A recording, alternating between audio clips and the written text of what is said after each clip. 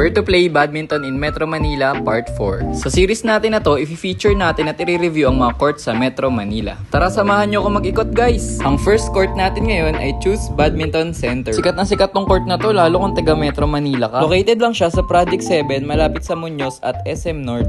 Super homey ng feeling dito sa Choose so naglaro ako. Ang luwag kasi dito at ang presko pa. Yung Taraflex nila dito high quality, feeling ko well maintained to. Super kapit kasi kaya ang sarap maglaro. Yung electric fan at bench nila dito mukhang sufficient naman. Di mo nga masyado ramdam dito yung init kahit tanghali na kami naglaro nun. Perfect din yung lights at hindi naman nakakasilaw yung placement. Okay nga din dito, may pwesto ng mga QM. Ang kinagandahan nga ng court na to, dahil sikat siya kaya maraming queuing group. So anytime na gusto mong lumaro, may masasalian ka. Friday morning nga neto nung naglaro ako. Pero ang dami din players at ang lalakas pa. May mga poster pa nga sila dito ng mga queuing group nila, oh, lupet. Kasali ka ba sa mga group na yan? Let me know sa comment section. Kompleto din nga pala dito ng shuttlecocks, accessories, grips, strings, tsaka mga foods and drinks. So no problem kung nalimutan mo magdala. Sa CR naman, baka ito lang yung medyo negative sa review na to. Kasi medyo masikip dito eh. Talagang CR lang siya. Though di naman siguro to nakaka-apekto sa paglalaro. Nakahiwalay nga pala dito yung shower room nila.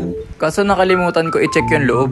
Mukhang sufficient din naman yung mga dressing room nila. Lastly, yung parking nila medyo masikip. Di ko nga lang na-confirm kung may parking pa silang iba. Bago ko makalimutan, ito nga palang rate nila oh, may play all you can din. Overall, very recommended tong court na to. Kaya siguro binabalik-balikan to ng mga tao kasi maganda talaga dito. Okay din dahil 6 yung courts at bonus din yung mga mababait pang staff. Ang next court naman natin ay City Smash Badminton Center. Located din to sa Binondo, sa may Santa Cruz area. Nung unang laro ko dito, sobrang nagulat ako. Kasi grabe, sobrang daming court dito, 10. Tapos located pa to sa heart of Manila. Kung tiga Manila ka, siguro isa ka na sa mga regular dito. Taraflex nga pala yung court nila dito at makapit naman. Ang luwag nga rin ng bench nila dito kahit madami kayo. And yung fans, kahit hindi karamihan, hindi masyado mainit. Kasi high ceiling dito at ang dami nilang exhaust. Isa nga to sa mga pinaka-preskong court na nalaroan ko eh. Yung lights, kakaiba ang cute ng design no? Pero same lang naman sa iba, okay yung placement at hindi nakakasilaw. Sa kiwi nga pala ni Madam Andrea ako sumali. Wala kasi akong kalaro nung araw na yun eh. If ever gusto nyo mag-join, check nyo na lang tong schedule nila. And i-PM nyo. Sa CR naman nila, maluwag dito at laging malinis kada maglalaro ako. Kahit nga hindi masyado aesthetic yung tiles, pero ang ganda ng ilaw at lighting. May shower cubicles din and may dressing room. Wala nga lang snacks dito masyado, pero may for sale naman na drinks. Lastly, sa parking, maluwag naman. And syempre, free parking kaya okay na okay. Kaya lang kung naka-car ka, ang hirap pumunta dito kasi ang traffic at ang sikip sa Recto at Binondo. Based on overall experience, kung around Binondo area ka, very recommended dito. Mura and quality din kasi yung court dito eh. Mahirap nga lang talaga pumunta if may sarili kang car. Pero if commute, super accessible dito dahil ang daming jeep sa paligid. Rocket giveaway alert! Dahil nakaabot ka sa last part ng video na to, magpapag-giveaway nga pala tayo ng 2 rackets from Alpsport. Isa dito yung color pink. Ang model nito ay GJMY. May nakakabit na nga rin pala ditong Yonex NBG95 string. At ang isa naman ay Alpsport Wave Force. Ang angas nito kasi may wave yung frame. So paano nga ba manalo? Una, like this video and follow my TikTok account. Second, i-comment mo kung bakit deserve mong manalo ng isa sa mga raketang to. And lastly, tag your 3 friends para maging valid yung entry mo. Ang may pinakamaraming heart sa comment, siya ang mananalo. Kaya i-mind mo na to at mag-join ka na. Like and follow for part 5.